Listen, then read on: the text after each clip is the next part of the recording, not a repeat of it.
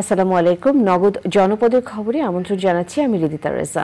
দর্শক, এখনকার এই সংবাদ আয়োজন একই সঙ্গে চ্যানেল আইয়ের ইউটিউব চ্যানেল এবং চ্যানেল আইয়ের ওটিটি প্ল্যাটফর্ম আইস্ক্রিনে লাইভ স্ট্রিম হচ্ছে। কক্সবাজার সদর উপজেলা রোহিঙ্গা ক্যাম্পে পৃথক পাহাড় ধসে ৬ জন নিহত হয়েছে। এর মধ্যে সদর উপজেলার ঝিলংজা ইউনিয়নে পাহাড় ধসে একই পরিবারের ৩ জনের মৃত্যু হয়েছে। অপরদিকে উখিয়া উপজেলার ১৪ নম্বর হাকিমপাড়া রোহিঙ্গা ক্যাম্পে পাহাড় ধসে একই পরিবারের ৩ জনের মৃত্যু হয়। কক্সবাজার আবহাওয়া অফিস জানিয়েছে, বৃহস্পতিবার ভোর ৬টা থেকে শুক্রবার ভোর ৬টা পর্যন্ত ২৪ ঘন্টায় মোট বৃষ্টিপাতের পরিমাণ ৩৭৮ মিলিমিটার। চলমান মৌসুমে এটি একদিনে সর্বোচ্চ বৃষ্টিপাতের রেকর্ড।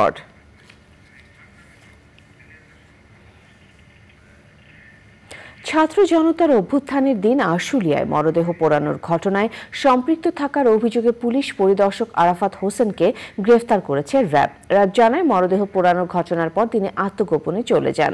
ওই ঘটনায় দায়ের করা মামলায় রাজধানী আফতাবনগর থেকে ভোরে তাকে গ্রেফতার করা হয়। তিনি ঢাকা জেলা উত্তর গোয়েন্দা পুলিশের পরিদর্শক ছিলেন। এর আগে ওই ঘটনায় ঢাকা জেলার সাবেক অতিরিক্ত পুলিশ সুপার আব্দুল্লাহিল কাফিকে গ্রেফতার করে গোয়েন্দা পুলিশ। এবারে প্রতিনিধি পাঠানো তথ্য ও ভিডিও চিত্র নিয়ে আল মুকসিদের রিপোর্ট। নারায়ণগঞ্জে নাগরিক ঐক্যের জেলা কমিটির সভা হয়েছে। ছাত্র জনতার অভ্যুত্থান পরবর্তী আজকের বাংলাদেশ শীর্ষক আলোচনা সভায় বক্তৃতা করেন নাগরিক ঐক্যের সভাপতি মাহমুদুর রহমান মান্না। কোটা সংস্কারের দাবিতে বৈষম্য বিরোধী ছাত্র আন্দোলনের শহীদ ওয়াসিম আকরামের মায়ের সাথে দেখা করেছে সমন্বয়ক হাসনাত আব্দুল্লাহ। কক্সবাজারের পেকুয়া উপজেলায় শহীদ ওয়াসিমের গ্রামের বাড়িতে তার পরিবারের সদস্যদের সাথে মতবিনিময় করে এবং নগদ অর্থ সহায়তা দেন সমন্বয়ক হাসনাত আব্দুল্লাহ। এর আগে শহীদ ওয়াসিমের কবর জিয়ারত করেন ছাত্ররা। দেশের একমাত্র রাষ্ট্রায়ত্ত কাগজ কল কেপিএম দ্রুত উৎপাদনে না গেলে কঠোর কর্মসূচি দেওয়া হবে বলে জানিয়েছে শ্রমিক নেতারা। কর্ণফুলী পেপার মিলের কাগজ উৎপাদন কার্যক্রম চালু রাখার দাবিতে অনুষ্ঠিত মানববন্ধন ও প্রতিবাদ কর্মসূচিতে বক্তৃতা করেন সিবিএ সভাপতি আব্দুর রাজ্জাক। কর্মসূচিতে শ্রমিক, কর্মচারী, স্কুল ও মাদ্রাসার শিক্ষক, শিক্ষার্থী ও এলাকাবাসী অংশ নেয়। বাগেরহাটের মোড়লগঞ্জে দুর্বৃত্তদের সশস্ত্র মহড়ায় আতঙ্কিত এলাকাবাসী আইন শৃঙ্খলা রক্ষা বাহিনীর হস্তক্ষেপ দাবিতে মানববন্ধন করেছে। সাভারে বৈষম্য বিরোধী ছাত্র আন্দোলনে শিক্ষার্থী হত্যা মামলার আসামিদের দ্রুত গ্রেফতারের দাবিতে সংবাদ সম্মেলন করেছে ছাত্র আন্দোলনের স্থায়ী সমন্বয়ক ও এলাকাবাসী। সংবাদ সম্মেলনে অংশ নেন রুহুল আমিন, রওশন আলী, দীন ইসলাম সহ অন্যরা। বৈষম্য বিরোধী ছাত্র আন্দোলনে ময়মনসিংহে গৌরীপুরের শহীদ নূর আলম সিদ্দিক রাকিব, বিপ্লব ও জুবায়ের আহমেদ সহ বীর শহীদদের স্মরণে দোয়া ও আলোচনা সভা করা হয়। প্রধান অতিথি ছিলেন বিএনপির জাতীয় নির্বাহী কমিটির সদস্য ইঞ্জিনিয়ার এম ইকবাল হোসেন। জামালপুরে ছাত্র নাগরিকের সাথে মতবিনিময় সভা করেছে বৈষম্য বিরোধী ছাত্র আন্দোলনের কেন্দ্রীয় কমিটির প্রতিনিধি দল। খেলাফতে মজলিসের খুলনা মহানগর ও জেলা শাখার সমাবেশ হয়েছে। সমাবেশে বৈষম্য বিরোধী ছাত্র আন্দোলন সহ বিভিন্ন আন্দোলনে নিহতদের মাগফিরাত কামনা, হত্যাকারীদের বিচার, ক্ষতিপূরণ সহ নানা দাবি জানানো হয়। কুড়িগ্রামের রাজারহাটে বহিরাগত বখাটেরা বিদ্যালয়ের মেয়ে শিক্ষার্থীদের উত্ত্যক্ত করার প্রতিবাদে মানববন্ধন ও সমাবেশ করেছে সরকারবাড়ি উচ্চ বিদ্যালয়ের শিক্ষক, শিক্ষার্থী ও কর্মচারীরা।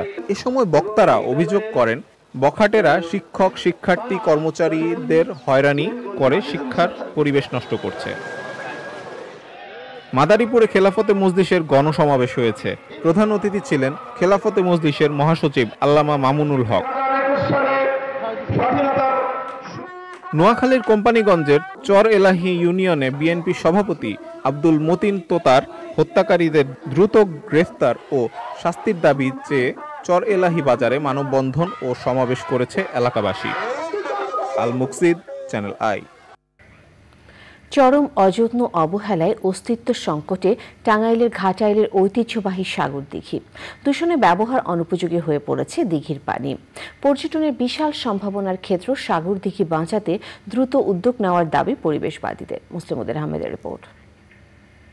অষ্টম শতাব্দীতে রাজা মহিপালের শাসনামলে প্রায় 13 একর জমিতে খনন করা হয় সাগর দিঘি। ঘাটাইল উপজেলা সদর থেকে 30 কিলোমিটার পূর্বে অবস্থিত এই দিঘিকে পুণ্যস্থান হিসেবে বিবেচনা করেন সনাতন ধর্মাবলম্বীরা। তবে কালের বিবর্তনে হারাতে বসেছে দিঘির সৌন্দর্য।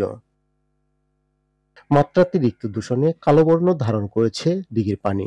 এই পুকুরের পানি এখন আমাদের কোনো কাজে লাগে না। এই যে ছাত্রছাত্রী যারা আছে, ওই যে গার্লস স্কুলের ছাত্রছাত্রী আছে, ওই যে মাদ্রাসার ছাত্রছাত্রী আছে, এরা কোনো কাজে এই পানি ব্যবহার করতে পারে না।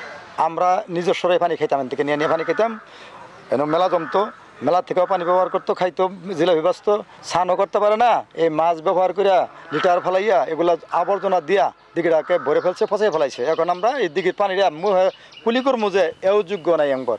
ঐতিহ্যবাহী দর্শনীয় স্থান, এটাকে আমাদের সরকারের কাছে প্রত্যাশা, এটাকে আপনার একটা পর্যটন কেন্দ্র হিসেবে গড়ে ওঠে, চতুর্পাশে যাতে বসার জন্য, দর্শনীয় বসার জন্য স্থান হিসেবে গড়ে উঠুক, এটা আমাদের এলাকাবাসী এবং যুব সমাজের প্রত্যাশা। দিঘি ঘিরে পর্যটন ও বিনোদন কেন্দ্র গড়ে তোলার আহ্বান স্থানীয়দের। রাস্তা করার জন্য ইতিমধ্যে উপজেলা প্রশাসনের পক্ষ থেকে ব্যবস্থা নেওয়া হয়েছে। যদি পর্যটন কেন্দ্র করা হয়, এখান থেকে এই পুকুরটাকে লিজ দেওয়ার প্রেক্ষিতে সরকার যে পরিমাণ টাকা পায় তার চাইতে অনেক শত শত গুণ বেশি এখান থেকে প্রফিট আসবে। মানুষ যেরকম বিনোদন নিতে পারবে, একটা সুস্থ বিনোদনের একটা কেন্দ্র পাবে এবং সরকার পাবে এখান থেকে অনেক লাভ। প্রকৃতি ও পরিবেশের ভারসাম্য রক্ষায় দিঘির সংস্কারের তাগিদ পরিবেশবাদীদের। দীর্ঘ 30 বছরে সেই রাস্তাঘাটের তেমন কোনো উন্নতি হয়নি, অবনতি হয়েছে আরো বেশি। যে আশেপাশে যে পরিবেশ ছিল সেগুলো আরো নষ্ট হয়েছে, মানুষের পরিত্যক্ত বর্জ্য এখানে ফেলার জন্য পানিগুলো নষ্ট হয়ে গেছে। এখন পর্যটনের জন্য আমরা যে বেড়াতে যাই সুন্দর একটা পরিবেশ দেখার জন্য, সেই পরিবেশটা আস্তে আস্তে দিনে দিনে বিলীন হয়ে যাচ্ছে। ঐতিহ্যবাহী দিঘির হারানো সৌন্দর্য ফিরিয়ে আনতে দ্রুত উদ্যোগ নেওয়ার আহ্বান এলাকাবাসীর। টাঙ্গাইল থেকে মুসলিমউদ্দিন আহমেদ, চ্যানেল আই। জনপদের খবর আজকের মতো এ পর্যন্তই। ধন্যবাদ।